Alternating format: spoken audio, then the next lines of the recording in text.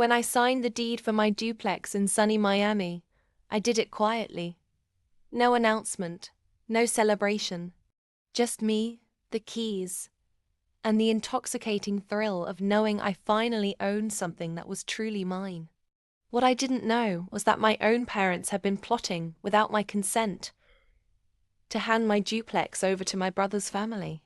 They copied the address from a slip I left on the counter, and within days I heard whispers from relatives. "Oh, your brother's family will be moving into your new place next week. Congratulations on helping them out." Helping them out. My blood boiled. I hadn't even moved in myself, and already my home had been promised away like a charity handout. But instead of exploding in anger, I smiled. Let them think they'd outsmarted me. Revenge tastes sweeter when served ice cold. That weekend, I drove to my duplex and found my brother's wife pacing the lawn, planning their new life. Curtains measured, paint swatches pinned to the door. My brother waved casually, as if I should be grateful they were occupying my house.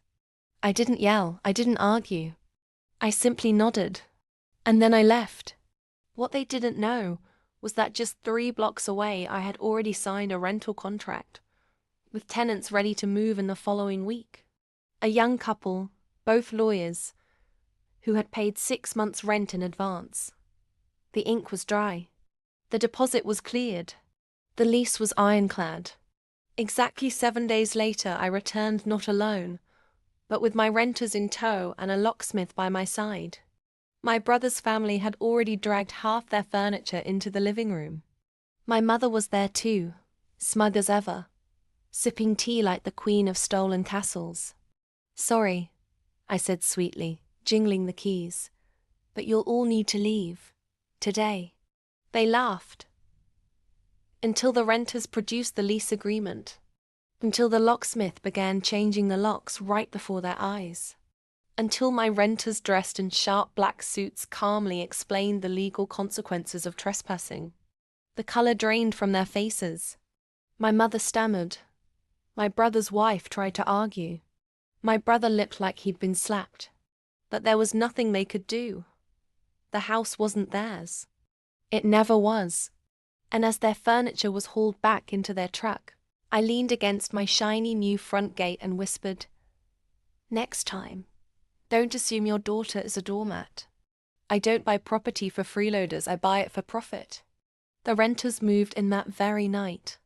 My brother's family never got a spare key. And my parents, they stopped underestimating me. Now, I didn't just rent the duplex. I used the rent money to buy a second property across town. And guess who came begging to borrow that one too? Yeah, some lessons they'll never learn. If you loved this revenge story and want more jaw-dropping stories of karma, betrayal, and unexpected twists, hit that subscribe button on my YouTube channel right now. Trust me, you don't want to miss the next one.